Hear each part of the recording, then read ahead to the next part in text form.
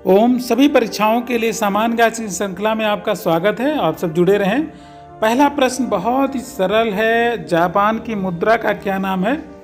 जो कि बहुत ही इतना आसान है कि मुझे लगता है कि जो केजी लेवल के बच्चे होते हैं वहाँ के जीके के भी प्रश्नोत्तरी में शामिल होता है। बहुत सारे जीके का आजकल जो प्रश्नावली है वो बच्चों की किताबों में, सामान्य ज्ञान की जो किताबें होती हैं होता है। तो जापान की मुद्रा क्या है? एन।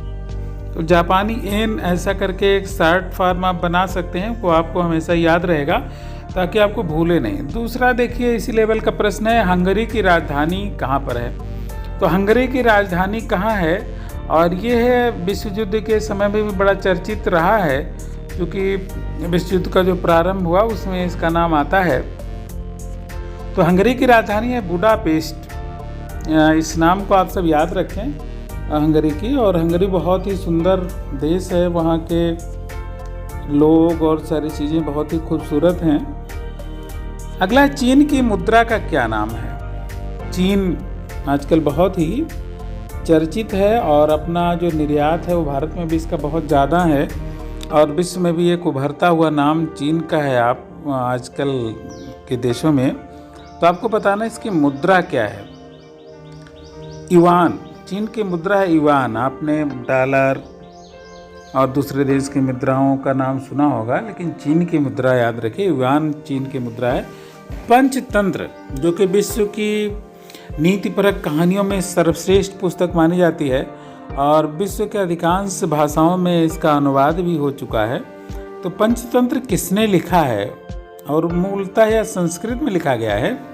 इसको लिखने वाले विष्णु शर्मा नाम के व्यक्ति थे और वो बहुत ही ज्ञानी, और उन्होंने कहानियों के माध्यम से जो नीति का उपदेश दिया है वह विष्णु शर्मा जी की प्रतिभा का पूरा विश्व कायल है।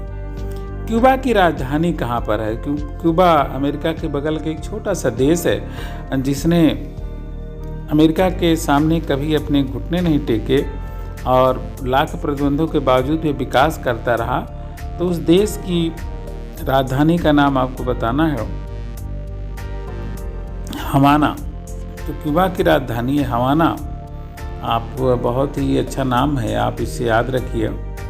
और क्यूबा की मुद्रा भी लगे हाथ देखिए, दो एक, तो वहाँ की राजधानी हवाना हो गई और इसकी मुद्रा का नाम भी आपको बताना है, क्योंकि ये कई बार इसलिए चर्चित रहा क्योंकि अमेरिका ने इसको डिगाने का बहुत प्रयास किया। तो अपनी भाषा, मुद्रा, संस्कृत सारे संदर्भों में अगला देश है। और उसकी मुद्रा पेसो। तो पेसो आप लोग ध्यान दें, उस वहाँ की मुद्रा का नाम है। और एक पुस्तक है गाइड, जिसका एक भारतीय लेखक है। गाइड नाम तो अंग्रेजी है, अंग्रेजी में लिखी गई है, लेकिन इसके लेखक का नाम आपको बताना। बहुत चर्चित पुस्तक है ये और कई बार विभिन्न परीक्षाओं में पूछी भी जा चुकी है। पुस्तक R.K. नारायण, ये एक लेखक हैं मशहूर, R.K. नारायण। उनकी एक प्रसिद्ध पुस्तक है जिसका नाम है गाइड। किसी वस्तु का भार भूमध्य रेखा पर अधिक होगा या ध्रुवों पर? तो ध्रुवों पर कुछ चपटी होती है पृथ्वी, और G = G/m/e/r² माने जो त्रिज्या जहाँ कम होगी वहाँ पर भार भी अधिक होगा।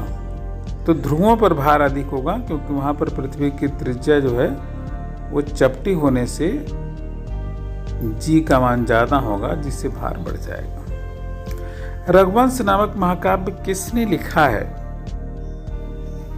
रघुवंश के लेखक कालिदास जी हैं, जो कि संस्कृत के कई महान ग्रंथों के रचयिता हैं। इसमें अभिज्ञान शाकुंतलम प्रमुख है। तो रघुवंश जो महाकाव्य है वो भगवान राम के वंशावली पर लिखा गया। रघुवंश से आपने सुना होगा, रघुकुल रीत सदा चली आई, प्राण जाई पर बचन न जाई। उसी रघुकुल पर रघुवंश लिखा गया। वंश, कुल माने वंश। हिमालय की सर्वोच्च ऊंचाई, हिमालय पर्वत है, उसके सर्वोच्च ऊंचाई कितनी है? तो आपको बता दें, जो एवरेस्ट की ऊंचाई है वही सर्वोच्च ऊंचाई है, क्योंकि विश्व का सर्वोच्च शिखर है 8,848 मीटर। ताश किस देश की समाचार एजेंसी? आपको बताना है कि ताश किस देश की समाचार एजेंसी है। तो विश्व के अलग अलग देशों की समाचार एजेंसियां हैं। भारत के PTI, press trust of India, तो तास रूस की समाचार एजेंसी है, इससे आप ध्यान रखें। जैसे पीटीआई भारत की। प्रशांत महासागर और अटलांटिक महासागर को मिलाने वाली नहर कौन सी है? आपको उन दोनों के बीच मिलाने वाली नहर का नाम बताना है। तो पनामा नहर जो है ये प्रशांत महासागर और अटलांटिक महासागर को मिलाती है और ये विश्व की एक नौवहन योग्य नहर है। अब विटामिन डी का रासायनिक नाम क्या? आपको बताना है। विटामिन डी का रासायनिक सी है, वैसे विटामिन डी का भी नाम है, तो आपको बताइए इसका। कैल्सीफेरॉल। कैल्सीफेरॉल जो है विटामिन डी का नाम है और कैल्शियम हड्डियों के लिए भी ज़रूरी होता है, तो इसी से आप याद रखें। अगला है लोकटक झील किस प्रदेश में है? लोकटक झील किस प्रदेश में है आप बताइए।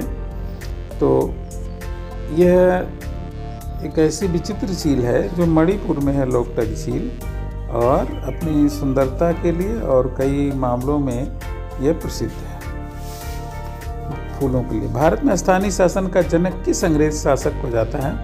भारत में जो स्थानीय शासन जिसे और अच्छा संविधान के पंचायती राज में किया गया, लेकिन इसका प्रारंभ अंग्रेज ज़माने में किस अंग्रेज शासक के ज़माने में ज़्यादा हुआ? तो लॉर्ड रिपन हैं जिन्होंने स्थानीय शासन का बहुत ही अच्छा सहयोग किया इस क्षेत्र में। और राज्यपाल के पद की व्यवस्था भारतीय संविधान के किस अनुच्छेद में किया गया? आपको बताना, वह अनुच्छेद बताना है जिस अनुच्छेद के अनुसार राज्यपाल के पद की व्यवस्था किया गया है। तो 153 अनुच्छेद 153 में राज्यपाल के पद की व्यवस्था, इसे विशेष रूप से याद रखें आप सभी लोग।